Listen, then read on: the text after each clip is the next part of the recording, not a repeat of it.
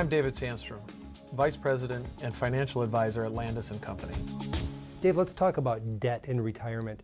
I suppose at any point in our life we don't want to owe a lot of money, but what are some special considerations for debt in retirement? Well, in retirement, Joel, our income is probably a little less flexible. So when you have debt payments, those are fixed expenses that we would really like to minimize or avoid altogether. And I suppose that's especially true for high interest debt like credit cards, but what about mortgages? For most Americans, mortgage payments are one of their largest monthly expenses. So freeing up that money in retirement would be a very good idea.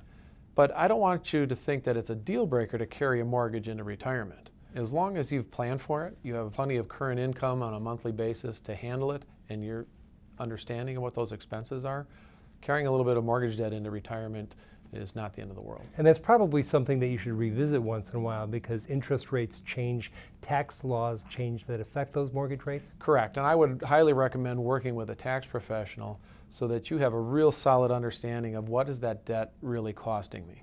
Some people aren't comfortable having big mortgages in retirement. Are there certain approaches they should take to paying down their mortgage? Joel, if you have the means, it would be a great idea to pay it off. However, we have to be very careful about at what cost. So we have to look at our assets and what's available to make that payment. What we don't want to do is run down our cash and our short-term fixed income positions to a point that we don't have the appropriate amount of backup for our short-term needs. So let's just assume for a minute that we have that in place. Now look at the remaining assets and see what I can put towards that mortgage payment.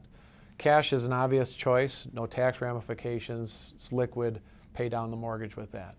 I would look secondly at a brokerage account where you might be able to pick some funds in there or some positions of assets that don't have large capital gains exposure to limit your taxes.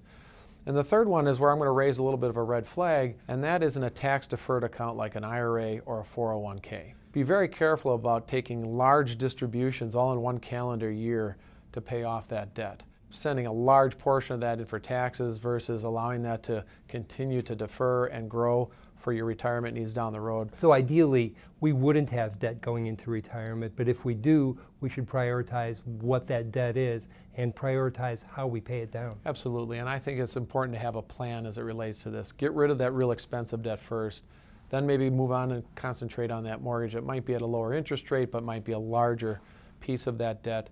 And then look to retire it as quickly and effectively as you can. Doesn't have to be all done in one day. It could be doubling down on your principal payments, putting a little extra in at the end of each tax year. But what's most important is to try to reduce those fixed expenses so that we have more flexibility with our cash flow in retirement, but it shouldn't just be done at any cost.